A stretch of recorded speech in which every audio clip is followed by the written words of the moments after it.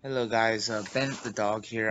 Today I want to talk about a conundrum that I have when I'm playing World of Tanks. It's a kind of cap or kill all along with our helping teammates. Should I go and help out? Go and defend the base, or should I help cap out? And I think that's a really important thing, especially when playing World of Tanks. Is it's more of in World of Tanks. It's 9 times out of 10 I would say defend the base unless you're in a slow tank like this. You'll see this happen pretty badly near the end of this replay that I'm about to show you. More on that later in the video. Right now I want to talk about how I normally play forwards. If you've seen my Hellcat video, you'll notice that I'm going here again. My reason behind this is because it allows me to get cover, have multiple angles of fire.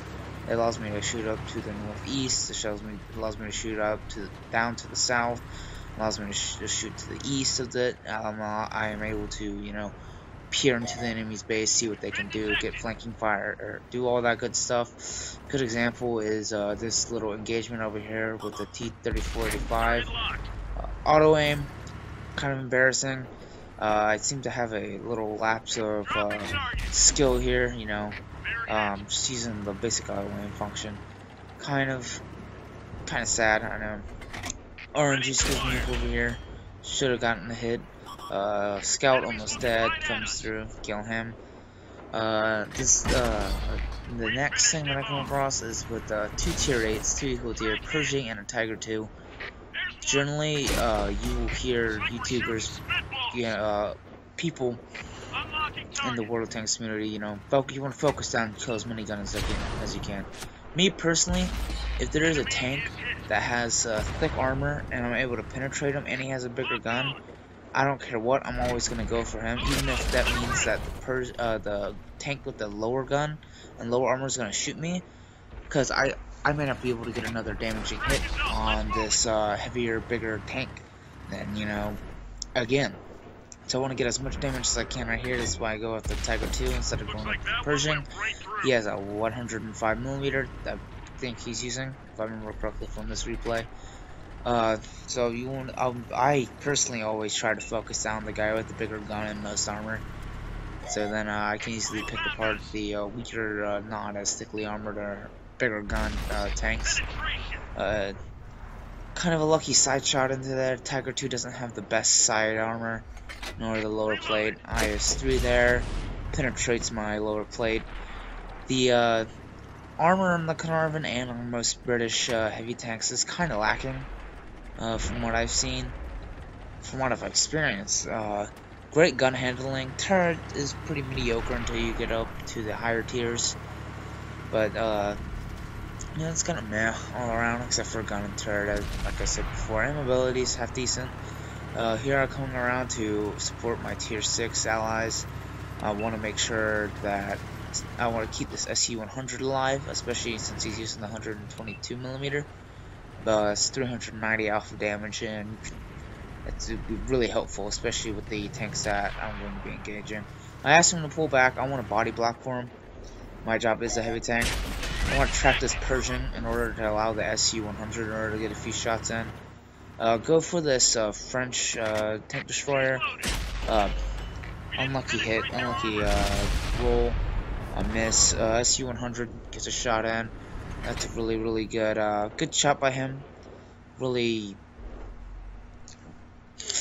really gonna help out in the long run, keeping this SU-100 alive, because due to his alpha. Here I am trying to see what the enemy team is gonna do. I'm waiting for the Persian. I want to peer around in order to see what the tanks are doing. Persian pops around. Good play by him. Tracks the shot though. Got lucky. Go for the tracking shot. Do get the tracking shot. He puts a shot into the SU-100. I think, yep, SU-100 picks one back. I track him. I got a little low roll there. If I didn't want to get a low roll, I would have put him. IS-3 derps a shot into the mountainside. Come around. Well, I need to eliminate targets, so I kill the Persian. Right now it's 8 on 7. We're up. I'm kind of scared of this IS-3 because if he's a good player, he'll be able to kill me really well. All he had to do was just side scrape. Lucky for me though, artillery's paying attention, helps me out here. Put another shot into the IS-3. Right now I'm trying to just... don't know how he missed that shot. That should have went to my lower laces.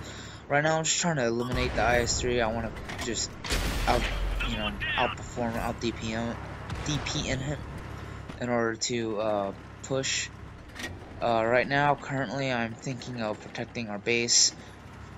Like I said before, 9 times out of 10, I'm going to protect the base because I don't trust my teammates. And so you're gonna see me making sure that our southern flank is secure. The reasoning behind that is so that we don't get back capped. And I have lost too many games being back capped. It's unbelievable. The amount of times I have been back capped in games, just simply pushing into the enemy's base, getting bogged down by enemy tanks, and then having that one, artillery or low tier tank back capping because no one didn't check our flanks. Right now I'm switching to APCR. I have no clue what's going on in that corner. It could be their most heavily tank. I want to make sure that I end them quickly. Right now I'm feeling pretty confident in my team. We have more tanks than them, and if you ask me, artillery isn't real tanks. So I'm feeling pretty confident. We just moved up one. I need to go around, make sure that we aren't, going to the, back cap like I said before. Now, when it comes to supporting allies or, making sure that the friendly base is secure, no matter what, if I can make it back in time, and I know I can make it back in time, that's what I'm going to do. Always, always, always protect your base. Unless of course it's an encounter. But if it's assault or this two classic base cap kind of thing, don't always protect your base. Because that's the most important thing, along with, as controversial as this is, artillery. Because artillery can help you. Artillery is RNG. It is. If you can, you want to make sure. And this is why I also came around. I thought I was gonna engage the Oho, to be honest. So I see he's using the Turk cannon, and I also know that if I stop him, get right beside him, he's pretty tall tank. I'm going to get up beside him and I'm going to shoot him. That's why I loaded APCR. I didn't trust the penetration. I was checking to see what was up there, possibly up there. T-34. So my original plan was to go up and help this Lorraine 150, the tier 7 French artillery tank. But then I realized the T-34 is on, well, not full health anymore, but he was on full health. So the Type 59 starts capping, and he gets ambushed by the SU-122-44. So I decided to go ahead and start moving up in order to help him cap. And my original plan was to cap out with him. So I'm trying to go get a shot on the SU.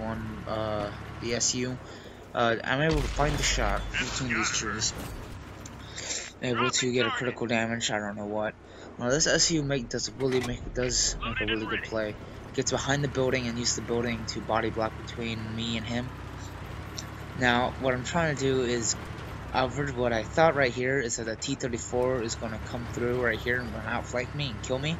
So I want to get down, get below his gun line and get out of sight, and hopefully flank the SU-122-44.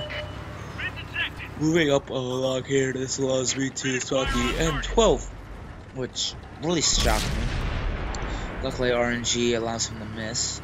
I continue to go. Kill him. I want to eliminate him because he's currently spawning me as well. SU-122-44 pops up, spots me.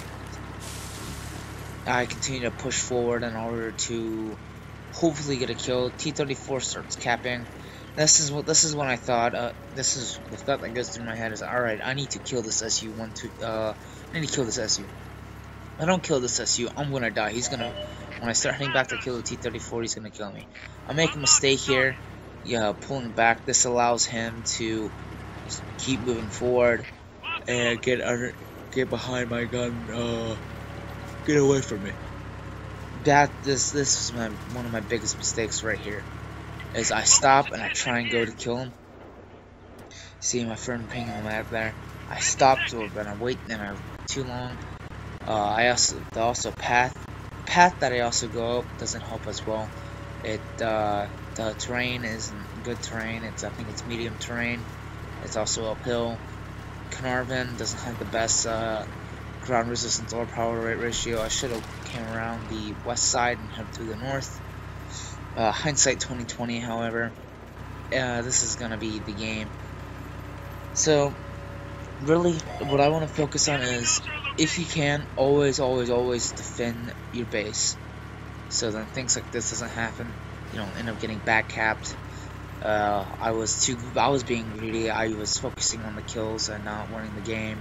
And in the end, focusing on kills and trying not to win the game is what's gonna end up, having you a low WN8. It's gonna make, gonna get you refused plans. It's not gonna, look good. Having low, I think I have a 52% win rate, even though my stats wouldn't reflect that. And yeah, all in all, I would say it's about a slightly above average game, except for the fact that I lost. Subscribe, like, and put your feed in the comments below. Thanks for watching.